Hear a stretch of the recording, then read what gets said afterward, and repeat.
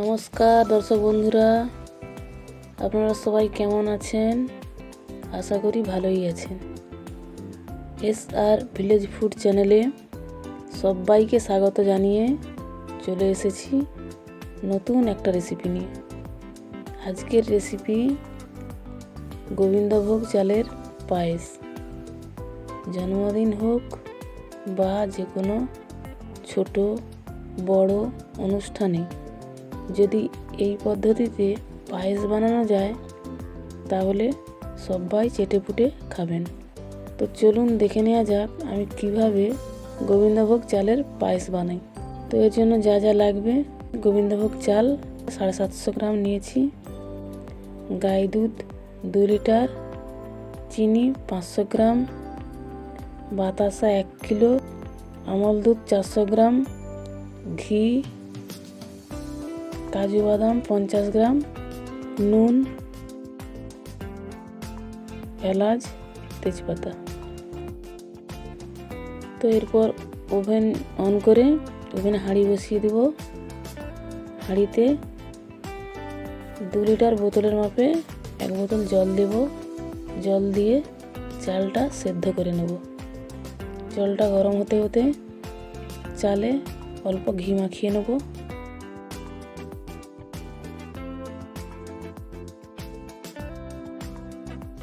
জলটা গরম হয়ে গেছে, চালটা দিয়ে দেবো।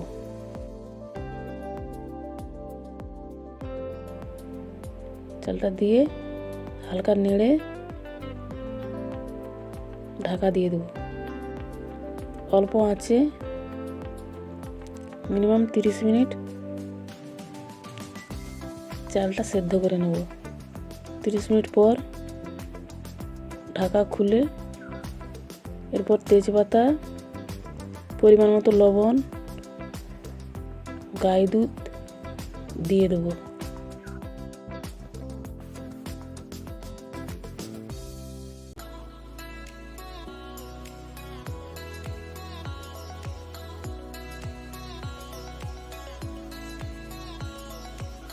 হালকা নাড়াচাড়া করে আবার ঢাকা দিয়ে দেবো। গাই দুধ 10 থেকে 15 মিনিট ভালো করে ফুটিয়ে নেব। ততক্ষণে আরেকটা ওভেনে কড়াই বসিয়ে অল্প ঘি দিয়ে কাজু বাদাম ভেজে নেব।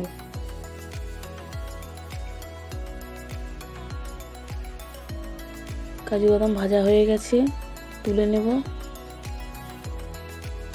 এরপর আবার ঢাকা খুলে পায়েসটা একটু নাড়াচাড়া করে নেব। আবার ঢাকা দিয়ে দেবো।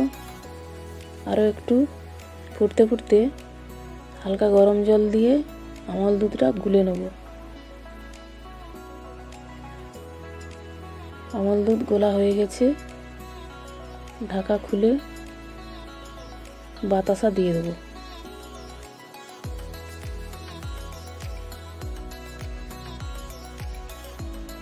বাতাসা দিয়ে নাড়াচাড়া করব।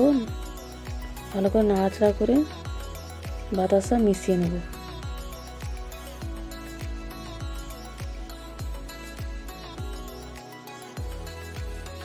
এরপর আমল দুধ দিয়ে দেবো। আমল দুধ দেওয়ার পর অনবরত নাড়তে হবে, তা না হলে নিচে বসে যাবে। অনবরত নাড়তে থাকবো।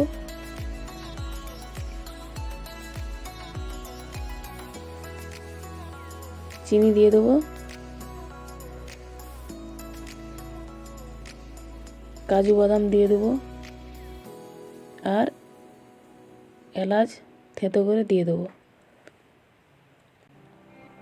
সব একসাথে অনবরত নাড়তে থাকবো। নাড়তে নাড়তে দেখুন গাঢ় হয়ে আসছে। এরপর ওভেন অফ করে দেবো। পায়েস রেডি। ঠান্ডা হলে আরও গাঢ় হয়ে যাবে। তো এইভাবে আপনারা গোবিন্দভোগ চালের পায়েস বানাবেন। কেমন হয়েছে অবশ্যই কমেন্ট করে জানাবেন। আর চ্যানেলটিকে সাবস্ক্রাইব করতে ভুলবেন না। ততক্ষণ আপনারা ভালো থাকুন, সুস্থ থাকুন। নমস্কার।